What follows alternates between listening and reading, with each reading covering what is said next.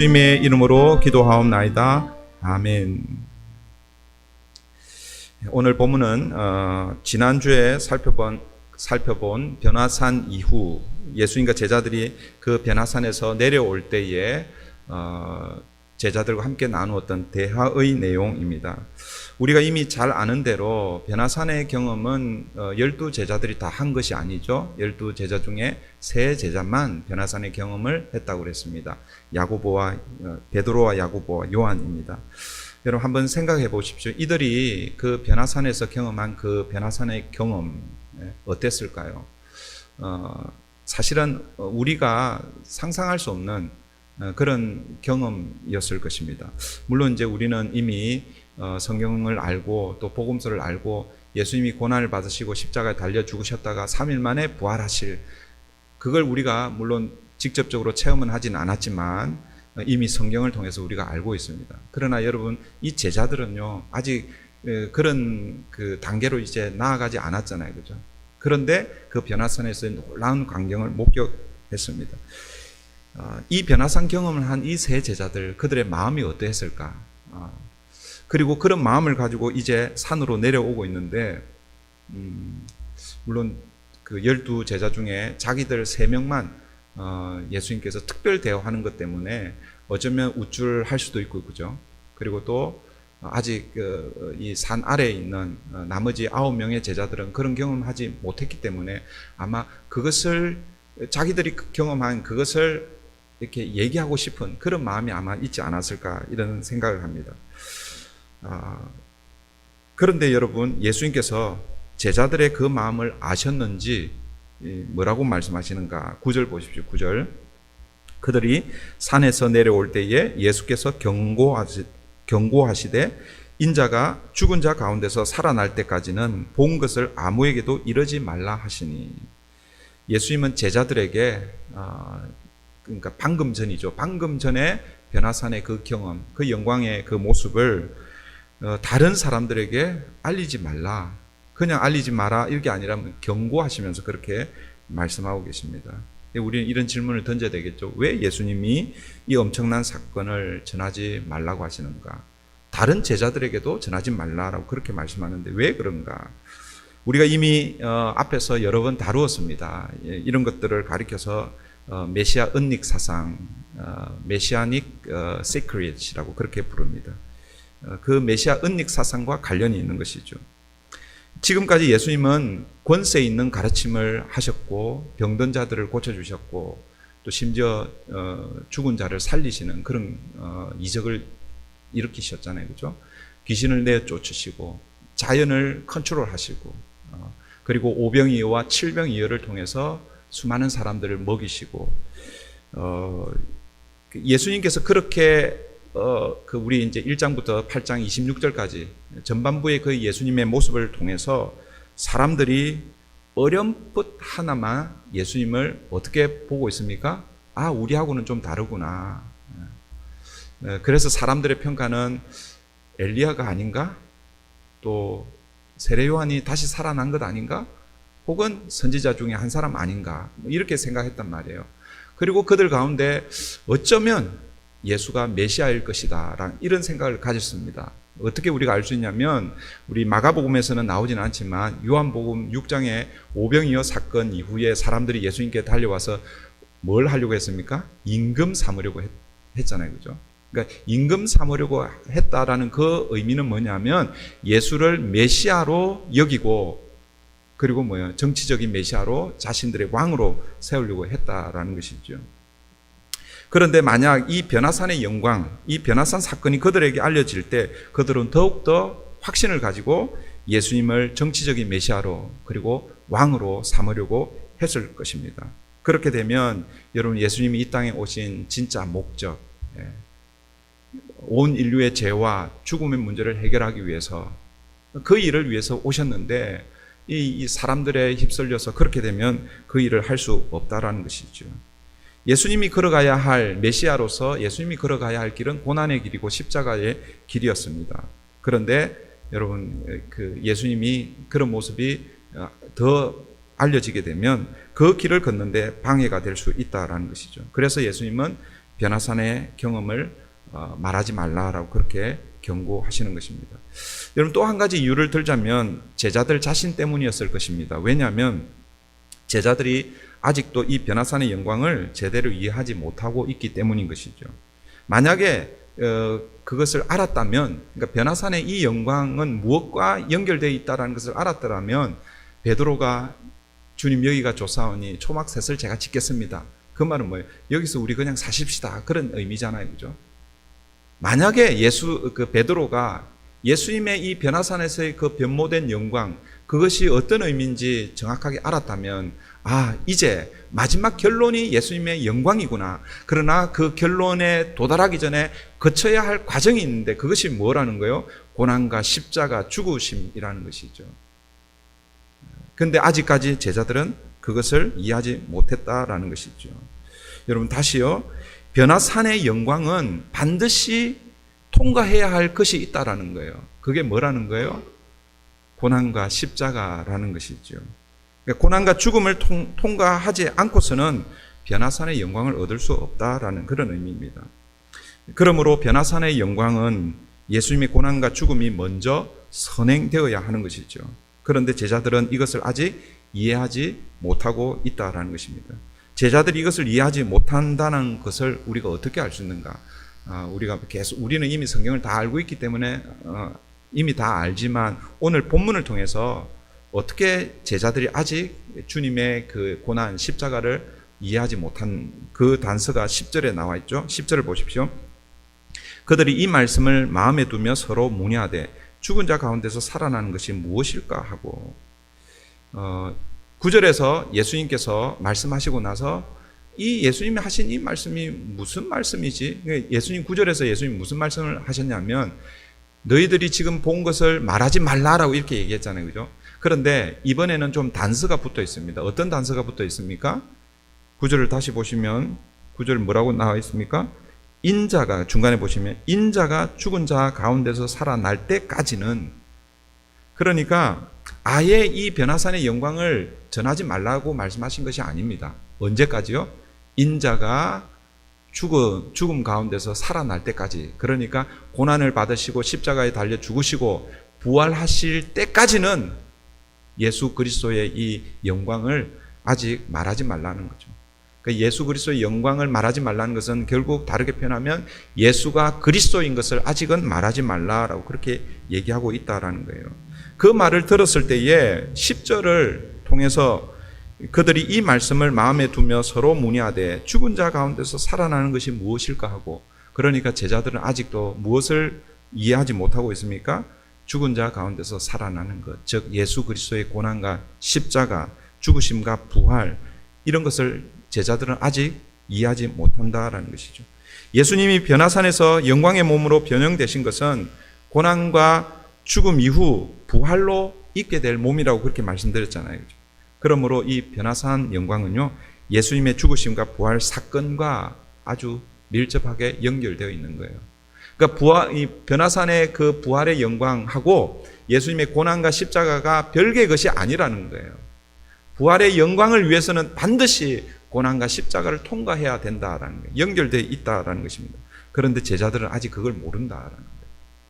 변화산의 영광은 눈으로 목격했습니다.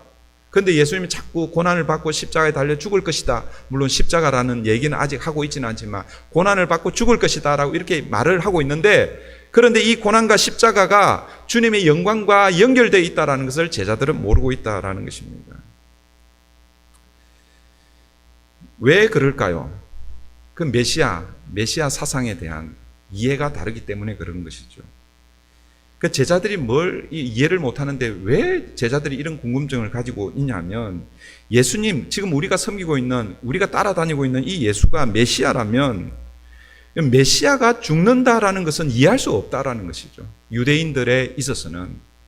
왜 그럴까요?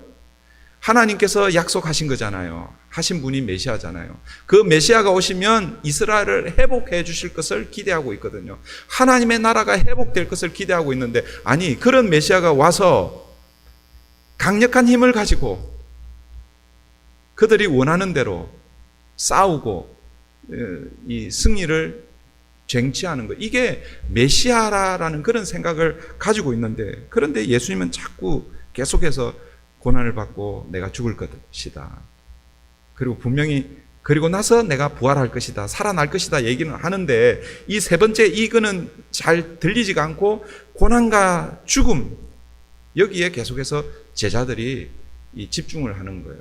그런데 자기들이 알고 있는 메시아 사상하고 맞지가 않는 거예요. 여러분, 이해를 못하면 어떻게 해야 되겠습니까? 여러분들도 성경을 읽다가 이해가 안 되면 저한테 전화를 주십시오. 그렇다고 해서 여러분들이 모르는 거 제가 다 안다, 그런 의미는 아닙니다. 여러분들이 모르면 제가 이제 또 자료를 찾아보고 또 그렇게 해서 저도 이렇게 연구해보고 그렇게 할 수 있거든요. 제자들도 마찬가지죠. 이해를 못하면 어떻게 해야 합니까? 물어야 되는 거죠. 그래서 제자들이 예수님께 묻고 있습니다. 11절 보세요. 11절, 이에 예수께 묻자와 이르되 어찌하여 서기관들이 엘리야가 먼저 와야 하리라 하나이까? 이해를 못해서 지금 제자들이 예수님께 묻고 있습니다. 그런데 이 묻는 질문의 내용이 조금 이상하죠. 제자들은 지금 무엇을 궁금해하고 있습니까? 인자가 죽음 가운데서 다시 살아나는 것. 여기서 인자라는 것은 메시아를 가리키는데, 메시아가 죽고 다시 살아나는 것, 이게 이해가 잘 안 된단 말이에요. 이게 궁금하단 말이에요. 그런데 그들이 궁금해하고 있는 죽은 자 가운데서 살아나는 것, 메시아가 죽은 자 가운데서 살아나는 것, 그것을 묻지 않고 무엇을 묻고 있습니까? 다른 걸 묻고 있는 거예요. 어찌하여 서기관들은 엘리야가 먼저 와야 하리라 하나이까? 제자들은요, 지금 자신들이 진짜 궁금해하는 것은 묻지 않고 다른 것을 묻고 있는데, 아까도 제가 말씀드렸죠. 그들이 궁금해하는 것하고 지금 제자들이 묻는 것, 다시요, 메시아 영광하고 고난과 죽음이 별개의 것이 아닌 것처럼, 지금 제자들이 궁금해하는 것과 지금 제자들이 예수님께 질문하고 있는 것, 이게 별개의 것이 아니라라는 거예요. 이것도 서로 연결되어 있습니다. 어떻게 그걸 알 수 있냐면, 예수님께서 이 제자들의 질문에 대답하는 것을 통해서 알 수가 있습니다. 예수님이 뭐라고 대답을 하시고 있는가? 12절 보십시오. 12절. 그럼 지금 제자들이 어떤 궁금증을 가지고 질문을 했습니다. 그 궁금증이 뭡니까? 죽은 자 가운데서 살아나는 것. 이게 궁금하단 말이에요. 그런데 실제 질문을 던진 것은 어찌하여 서기관들이 엘리야가 먼저 와야 하리라 하니까, 이걸 질문하고 있는 거예요. 이 제자들의 질문에 대해서 예수님이 대답하시는데 12절입니다. 이르시되 엘리야가 과연 먼저 와서 모든 것을 회복하거니와 어찌 인자에 대하여 기록하기를 많은 고난을 받고 멸시를 당하리라 하였느냐. 지금 잘 따라오고 계시죠? 오늘 본문이요, 제가 보니까 좀 어려워요. 물론 그렇게 어렵지는 않은데, 우리 그 변화산 위에서의 그 사건하고 변화산 아래에서의 사건하고 사실은 이 중간에 있는 이 변화산에서 내려오는 거, 이거 없어도 사실은 상관은 없어요. 그런데 기록이 되어 있어요. 저도 어제가 아니죠, 그저께 목요일하고 금요일 이렇게 이제 말씀을 준비하면서, 이거 어려운 건 그냥 빼고 그냥 지나갈까. 제가 이해가 안 되면 어려운 거예요. 저도 잘 이해가 안 되더라고요. 그래서 고민을 많이 하다가, 우리는 강해 설교를 하고 있으니까 그래도 제가 정확하게 한 절 한 절 다 해석은 못 해드리더라도 하나씩 이렇게 보는 게 좋을 것 같아 해서 제가 이 말씀을 지금 함께 나누고 있습니다. 여러분, 예수님의 이 12절에서 이 대답은요, 두 가지가 연결이 되어 있죠. 두 가지입니다. 첫 번째 전반부는 제자들이 지금 질문한 그 질문에 대해서 대답이고, 그 다음에 두 번째는 제자들이 예수님께 질문한 그 형태 그대로 지금 예수님이 제자들에게 질문을 하고 있습니다. 이해하시겠어요? 그러니까 12절 전반부는 제자들이 궁금해하는 것에 대한 대답이고, 그 다음에 12절 후반부는 그러니까 제자들이 예수님에게 던졌던 그 질문의 형태를 가지고 지금 예수님이 제자들에게 그렇게 질문을 하고 있습니다. 자, 먼저 첫 번째 예수님의 대답을 보시면, 그 제자들의 질문이 이거잖아요. 어찌하여 서기관들이 엘리야가 먼저 와야 됩니까? 이 말은 뭐냐면 메시아 오기 전에 엘리야가 먼저 와야 한다라는 것을 왜 서기관들이 계속해서 가르쳤습니까? 그게 맞는 말입니까? 뭐 이런 질문입니다. 예수님은 그에 대해서 뭐예요? 맞다. 과연 메시아보다 엘리야가 먼저 왔다라고 그렇게 대답하고 있는 것이죠. 여기서 이제 우리가 또 이런 질문을 던져야 됩니다.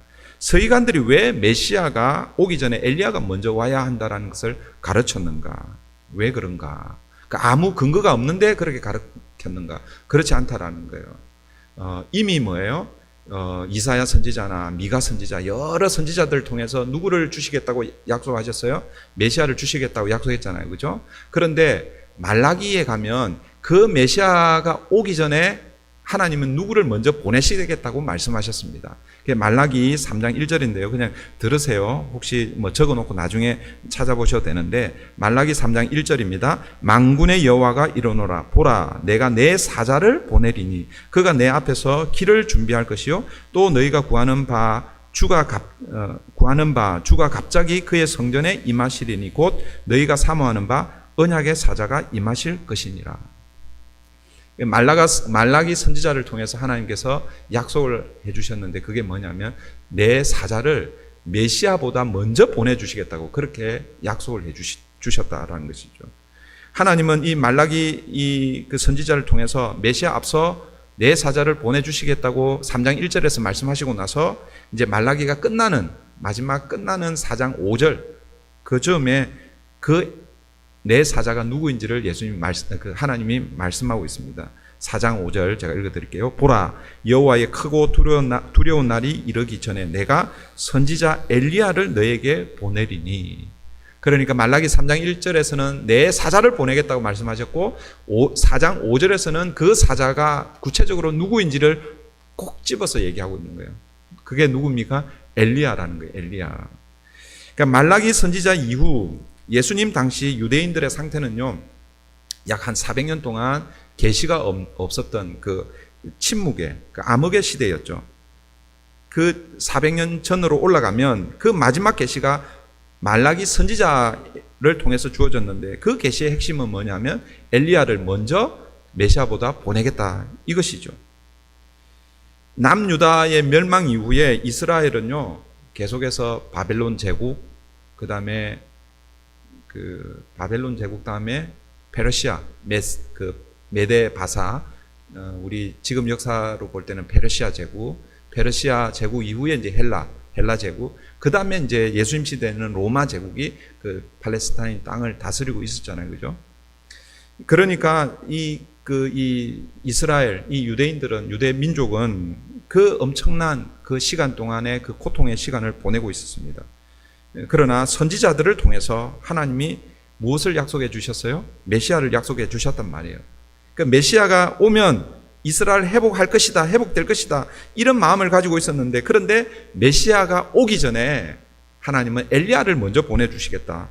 말라기 선지자를 통해서 주신 그것을 누가 가르쳤다라는 것입니까? 서기관들이 가르쳤다라는 것이죠. 오늘 10절에 제자들이 지금 던지는 질문, 어찌하여 서기관들이 엘리야가 먼저 와야 합니까? 이걸 왜 자꾸 해서 강조하며 가르쳤습니까? 그런 질문인 것이죠. 여러분, 이것은 어떤 의미가 있냐면 제자들이, 서기관들이 이 내용을 가르치는 것을 몰라서 그런 게 아니에요. 순간적으로 이 제자들이요, 혼란스러운 거예요. 그러니까 이 구약의 이 메시지를 통해 잘 알고 있습니다. 메시아가 오기 전에 누가 와야 되는 거예요? 엘리야가 먼저 와야 되는 거예요. 이 순서를 잘 알고 있습니다. 그런데 순간적으로 변화산 위에서 순간적으로 제자들이 지금 헷갈리는 거예요. 누구를 보았기 때문에? 변화산 위에서 누구를 보았어요? 엘리야를 보았잖아요. 엘리야를. 모세와 엘리야를 보았잖아요. 변화산에서 이 엘리야를 보았는데 만약 이 변화산의 이 엘리야가 말라기에서 예언된 엘리야라면 문제가 생기는 거예요. 무슨 문제가 생깁니까? 아니, 말라기 선지자를 통해서 메시아가 오기 전에 누구를 먼저 보내겠다고 그랬어요? 엘리야를 먼저 보내겠다고 했잖아요. 그죠? 그런데 지금 현재 자기들 앞에 누가 와 있는 거예요? 예수님이 와 있잖아요. 예수님이. 어렵지 않죠? 막 왔다 갔다 하니까 헷갈리죠. 그러니까 지금 제자들이 예수님을 바라보면서 예수님이 주는 그리스도 신이다 고백했잖아요. 메시아입니다 고백했잖아요. 그죠? 그러면 말라기 선지자의 예언에 따라서 메시아이신 예수님보다 먼저 온 사람이 있어야 되는 거예요. 그죠? 그 분명히 먼저 온 사람이 있다라고 생각을 했는데, 그런데 변화산에 올라가 보니까 그제서야 엘리야가 출현하는 거예요. 엘리야가 나오는 거예요. 그 제자들이 순간적으로 헷갈리는 거죠. 말라기에 예언된 이 엘리야가 죽음을 경험하지 않고 하늘로 올라간, 하늘로 승천한 그 엘리야라고 생각을 하면 이거는 순서가 맞지 않는 거죠. 그런데 지금 이 엘리야는 우리는 이미 다 알고 있죠. 이 엘리야가 누구인지. 나중에 이제 다시 말씀드리겠지만 세례 요한이라는 걸 우리가 다 알고 있죠. 그죠? 그 이제 이 제자들과 서기관들은 이걸 지금 이해를 못 하는 거예요. 그러니까 순서로 볼 때는 엘리야는 먼저 왔습니다. 그리고 엘리야를 따라서 이 엘리야가 주님의 길을 이렇게 곧게 폈잖아요. 그죠? 그 다음에 예수님 오셨어요. 그 예수님을 메시아로 믿고 따르면 되는데, 지금 이제 중간에 엘리야가 변화산에서 나오니까 이게 뭔가 이런 생각이 드는 것이죠. 구약에서 예언된, 이 말라기에서 예언된 이 엘리야는 죽음을 경험하지 않고 올라간 그 엘리야가 아니다라는 것을 제자들과 사람들 그리고 서기관들은 모르고 있었다라는 것이죠. 여기서 이 엘리야는 엘리야의 심정으로, 엘리야의 마음으로 예수님보다 먼저 와서 사람들의 마음을 준비시키는 것, 이것이 엘리야의 역할입니다. 마태복음 17장에서 예수님께서 이 본문과 관련해서 말씀을 하시죠. 마태복음 17장 11절입니다. 내가 너희에게 말하노니 엘리야가 이미 왔으되 사람들이 알지 못하고 임의로 대우하였도다. 그 예수님 누구를 염두에 두고 그 엘리야를 말씀하고 있는 것입니까? 세례 요한을 두고 말씀하고 있는 것이죠. 오늘 본문에서는 이 제자들이 세례 요한이다라고 이렇게 깨닫지 못하는데, 마태복음에는 제자들이 이렇게 고백하고 있습니다. 그제서야 제자들이 예수께서 말씀하신 것이 세례 요한인 줄을 깨달으니라. 그러니까 지금 이제 첫 번째 다시 제자들의 질문, 어찌하여 서기관들이 엘리야가 먼저 와야 합니까? 라고 이렇게 질문을 했는데 예수님의 대답은 뭡니까? 과연 엘리야가 먼저 왔다라는 것이죠. 그게 예수님의 대답이었습니다. 두 번째, 예수님이 이제 그 대답을 하시고 나서 질문을 던지십니다. 그 질문이 12절 하반절이죠. 12절 다시 보십시오. 12절 이르시되 엘리야가 과연 먼저 와서 모든 것을 회복하거니와. 이것은 첫 번째 제자들의 질문에 대한 대답이라고 그랬죠. 그 다음에 이제 두 번째 이어지는 어찌 인자에 대하여 기록하기를 많은 고난을 받고 멸시를 당하리라 하였느냐. 이것은 예수님이 지금 제자들에게 던지는 질문입니다. 이게 질문의 형태를 보면 제자들이 던진 질문하고 예수님이 던지는 질문하고 똑같아요. 그러니까 제자들이 뭐라고 질문했어요? 어찌하여 서기관들이 기록한 대로, 물론 기록한 대로는 빠져 있습니다. 기록한 대로 엘리야가 먼저 와야 합니까? 라고 이렇게 질문을 던진 거예요. 그런데 예수님은 이 질문을 그대로 가지고 와서 어찌 인자에 대하여 기록하기를 많은 고난을 받고 멸시를 당하리라 하였느냐. 너희들이 왜 엘리야에 대해서는 알고 있는데 인자가 와서 고난을 받는 것, 그거에 대해서는 왜 모르느냐. 그런 의미로 질문을 던지고 있는 것이죠.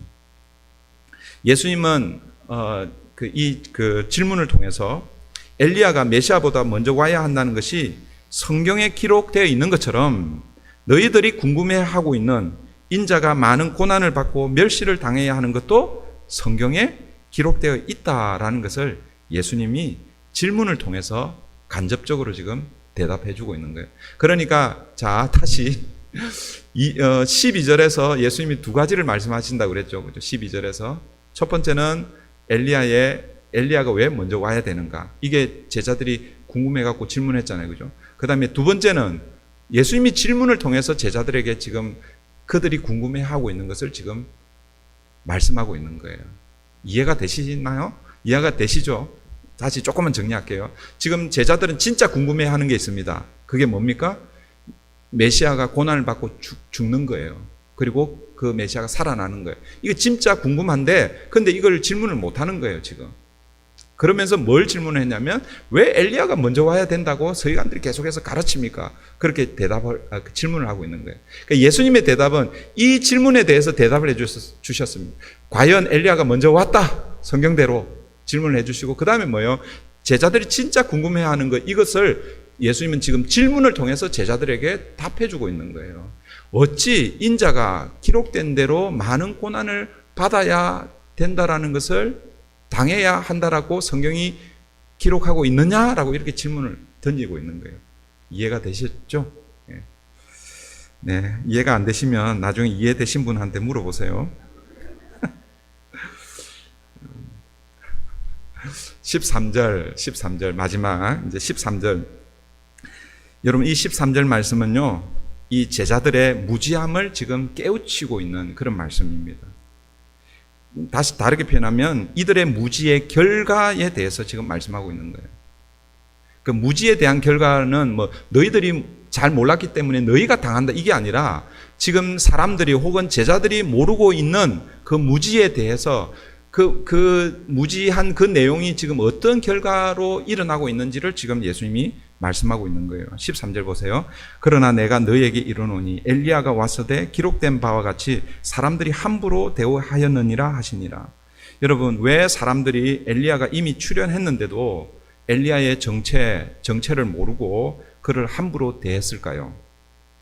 여기서 이 함부로 대하다라는 이 말은 다른 성경에는 임의로 뭐 이렇게 나와 있는데 원래 이 함부로 대하다라는 이 뜻, 여러분 우리도 사람들 막 함부로 대할 때가 있잖아요, 그죠?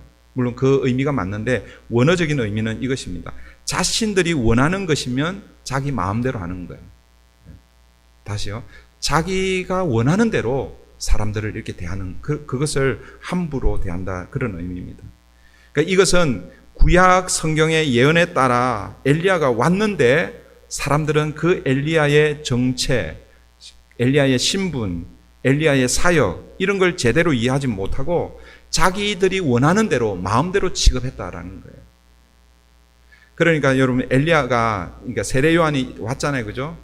세례 요한이 예수님의 길을 준비하면서 예배하는데 많은 사람들이 그 세례 요한을 따라다녔습니다. 그러니까 자기들의 원하는 것들을 주었기 때문에 그럴 수도 있겠죠. 그런데 결국은 뭐예요? 세례 요한을 어떻게 합니까? 죽여버리잖아요. 물론 헤롯이 죽이긴 했지만 어쨌든 그것 전체 자체를 이 세례 요한의 삶 자체를 사람들이 함부로 대했다라고 그렇게 말씀하고 있다라는 것이죠. 결국 엘리야는 함부로 대해져서 뭘 경험합니까? 죽음을 경험하게 되는 것이죠. 그러니까 이들의 무지의 결과가 무엇인가? 바로 세례 요한의 죽음이라는 것이죠. 여러분 이 말씀은 세례 요한에게만 적용되는 것이 아니라는 거예요. 예수님에게도 적용이 된다라는 것입니다. 예수님도 같은 운명일 것을 이 13절을 통해서 지금 말씀하고 있는 거예요. 사람들이 엘리야, 세례 요한이 누군지를 정확하게 알지 못해서 함부로 대해서 죽인 것처럼 나도 내가 메시아인데 사람들이 제대로 알지 못하고 나를 함부로 대해서 나를 죽일 것이다 라는 것을 지금 예수님께서 간접적으로 제자들에게 말씀하고 있는 거예요. 예수님이 어떻게 함부로 대해졌습니까? 사람들이 어떻게 예수님을 함부로 대합니까? 이 마가복음을 통해서, 아니 복음서를 통해서 보면 알 수가 있죠. 예수님의 사역 전반부, 그게 이제 1막, 마가복음에서 1막이라고 그랬잖아요, 그죠? 그 1막에서 예수님은 인기가 절정에 다다랐잖아요. 예수님이 가는 곳마다 사람들이 막 몰려다녔습니다. 귀신을 내쫓고 병을 고쳐주고 죽은 자를 살리고 또 먹을 것을 주시니까 사람들이 예수님에 대해서 열광을 하고 그리고 따라다닙니다. 그런데 여러분 예수님 사역의 후반부로 이렇게 넘어가면 예수님께서 전반부에서 그렇게 이적을 일으키셨는데 그렇게 많이 이적을 일으키시지 않습니다. 오히려 예수님 나중에 체포되시죠. 빌라도 앞에 서잖아요, 그죠?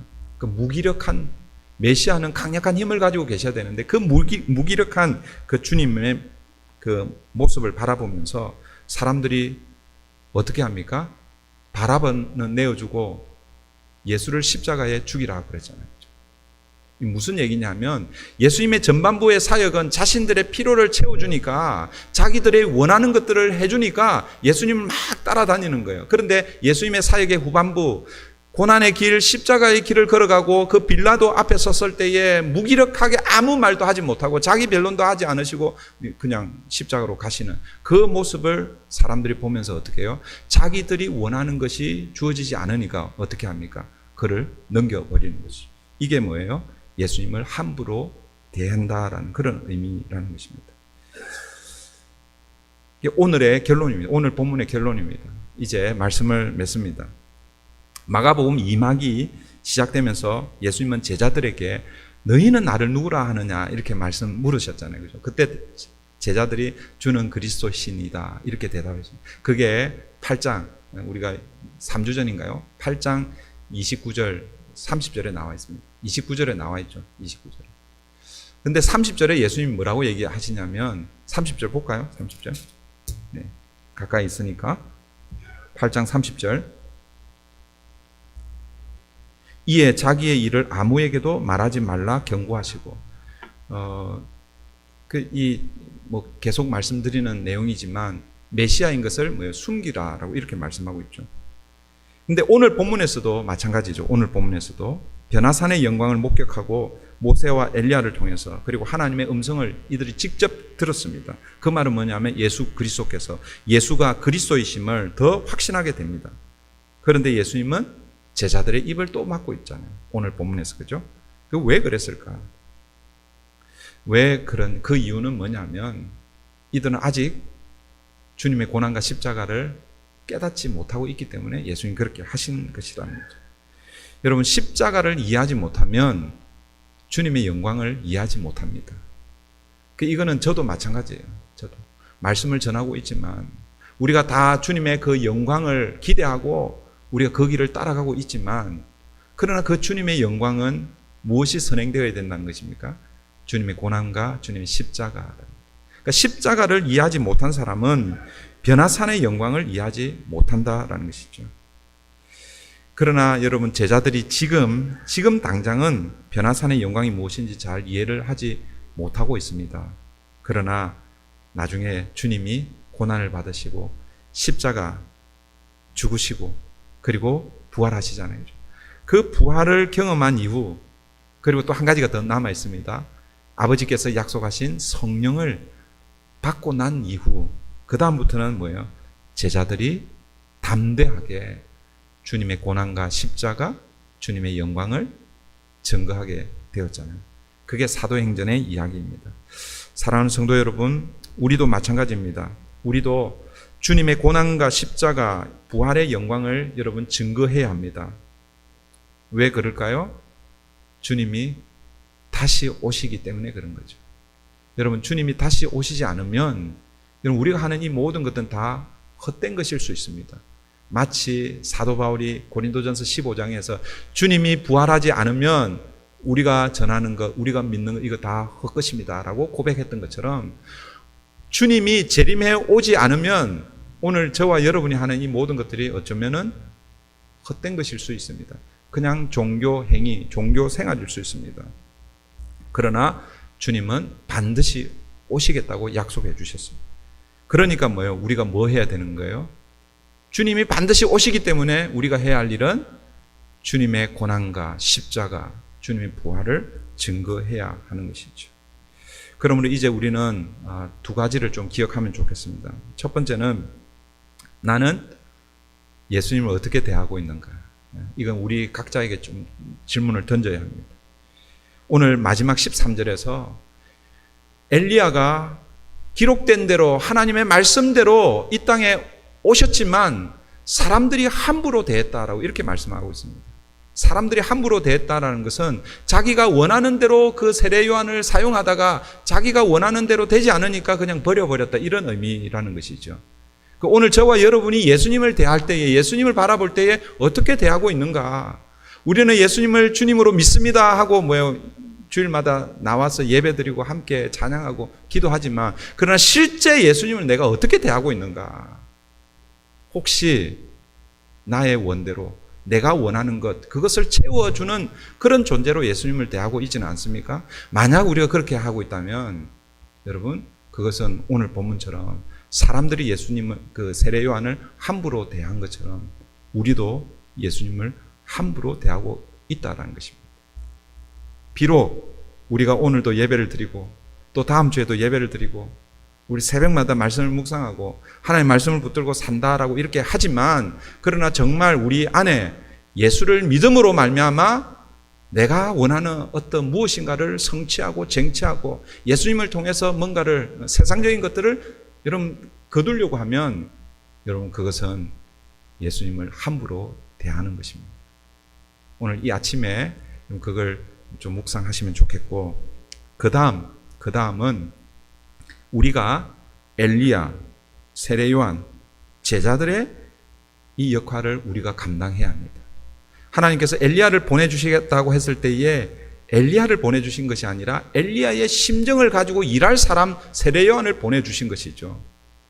세례 요한이 한 일은 무엇입니까? 주님의 길을 평탄케 하는 것입니다. 주님을 안내하는 자였잖아요, 그죠? 세례 요한 가고 이제는 뭐예요? 누가? 제자들이 그 주님의 길을 열고 있는 거예요. 오늘 저와 여러분은 어떻습니까? 오늘 저와 여러분도 동일하게 엘리야의 심정으로, 세례 요한의 심정으로 제자들이 주님의 길을 열었던 것처럼 이제 다시 오실 재림의 주님을 아직도 알지 못하는 그들에게 뭐예요? 엘리야와 세례 요한과 제자들, 우리의 믿음의 선배들, 예수님을 소개했던 것처럼 그렇게 우리가 그 길을 걸어가야 한다는 것이죠. 그래서 사람들이 예수님을 함부로 대하지 않도록 그 일을 감당해야 하는 것입니다. 기억하십시다. 오늘 나는 예수님을 어떻게 대하고 어떻게 신앙생활하고 있는가. 여러분 죄송한 얘기지만 한국에요, 이 대형 교회의 이 그 성도들은요, 명함을 나는 어느 교회 장로고 뭐 이렇게, 여러분 그러면서 뭐예요? 그것은 예수님을 함부로 대하는 거예요. 예수님을 함부로 대한다고 했더니 막 이게 아니에요. 그렇게 이해하면 안 됩니다. 예수님을 함부로 대한다는 것은 내 이익을 위해서, 내 중심적으로 예수님을 섬겨가고 있다는 것이죠. 그걸 오늘 이 아침에 점검하고, 그 다음에는 다른 사람들이 예수님을 함부로 대하지 않도록 우리가 경험한 주님의 고난과 주님의 십자가, 주님의 부활을 우리가 그들에게 안내하고 보여주고 길을 닦는 역할을 우리가 해야 할 것입니다. 그 일을 감당하는 저와 여러분, 또 우리 브릿지 교회 되기를 바랍니다. 우리 함께 말씀을 붙들고 같이 기도하십시다. 주님의 영광은 고난과 십자가를 통과한 영광입니다. 제자들은 아직 그 주님의 영광을 이해하지 못했습니다. 그 이유는 아직 십자가를 경험하지 않았기 때문인 것이죠. 아까 제가 말씀드린 대로 그들이 주님의 고난과 십자가, 부활을 경험하고 성령을 받고 난 이후에 담대하게 이제는 그 주님의 영광을 전하게 된 것이죠. 오늘 저와 여러분도 마찬가지입니다. 우리가 교회를 다니고 신앙생활을 하고 하지만 아직 십자가의 의미가 정확하게 뭔지를 모르면 사실은 우리는 주님의 영광을 그냥 피상적으로만 바라보게 될 것입니다. 이 시간 우리 함께 기도할 때 하나님, 그 주님의 영광을 경험하기 이전에 주님의 십자가, 주님의 그 죽으심, 그것이 내게 어떤 의미인지 하나님 다시 한번 우리에게 확인시켜 주시고, 그 주님의 고난과 십자가를 통과한 이후 주님의 영광을 바라보며 이 땅을 살게 해주시옵소서. 하나님, 내가 지금까지 신앙생활을 해오면서 혹시나 내가 예수님을 함부로 대하고 있지는 않습니까? 예수님을 내 이익을 위해서 이렇게 사용하고 또 내게 이익이 되지 않으면 또 다르게 사용하고 그렇게 사용하지 않았습니까? 그리고 다른 사람들에게 예수님을 함부로 대하지 않도록 바르게 그들에게 주님을 소개하겠습니다. 이 시간 우리 함께 기도하십시다. 하나님 감사합니다. 오늘